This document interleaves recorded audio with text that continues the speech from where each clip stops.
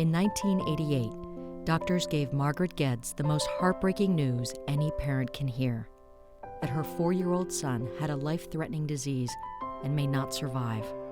After enduring 2 bone marrow transplants and spending hundreds of days thousands of miles away from the support of family, friends, and community, 9-year-old John Robert Voigt died, and Kids Beating Cancer was born.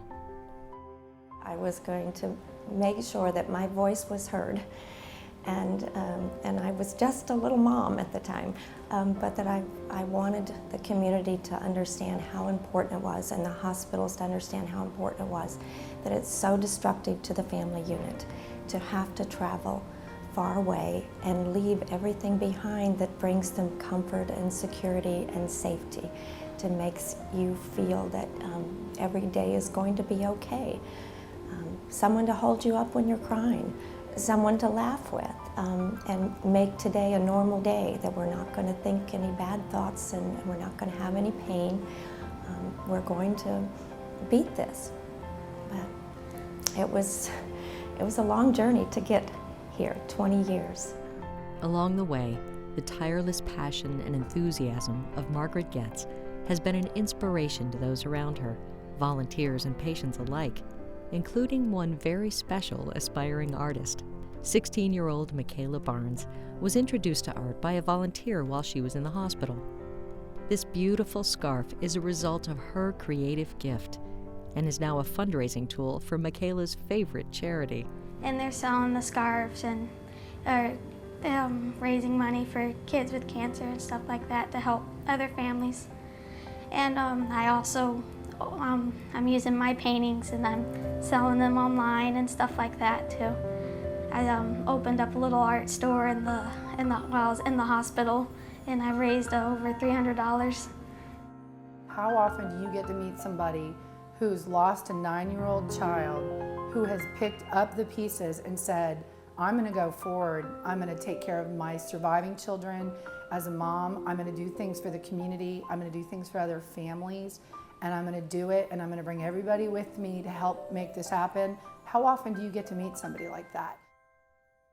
Kids Beating Cancer has helped 5,600 children and their families, registered 37,000 potential donors, raised over $9 million, and partnered in opening the first and only pediatric marrow transplant center in Central Florida.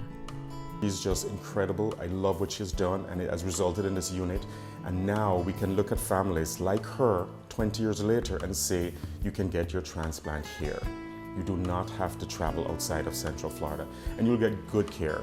There's no words to describe what they do, because they made it possible for us to be able to actually have this done here, and to be able to have the treatment and feel comfortable while you're doing it, when you're knowing that you're here in your surroundings, your environment. It made it a whole lot easier. One of my worst nightmares when we found about Muhammad being sick is the first thing Dr. Gordon, who was telling me, said, well, we might need a transplant. Just to know in the back of your head that there is a solution right here in Orlando, that if you need it, it's there, it just was a huge relief.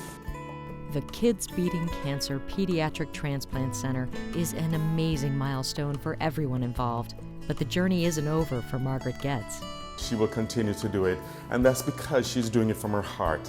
It's coming from John, it's coming from where she's been, it's coming from all the good she has done, and it will continue. I have no doubt. John is in this center, and he is in this hospital, and he's in this community. And today, he's what makes me smile, because I know this is what he would want. I don't think Margaret will be truly peaceful until every kid that needs the help to get on a transplant list, to get a donation, I don't think she'll be peaceful until kids stop getting cancer. When you meet so many of these children, they are the most compassionate souls I've ever met. They are so strong.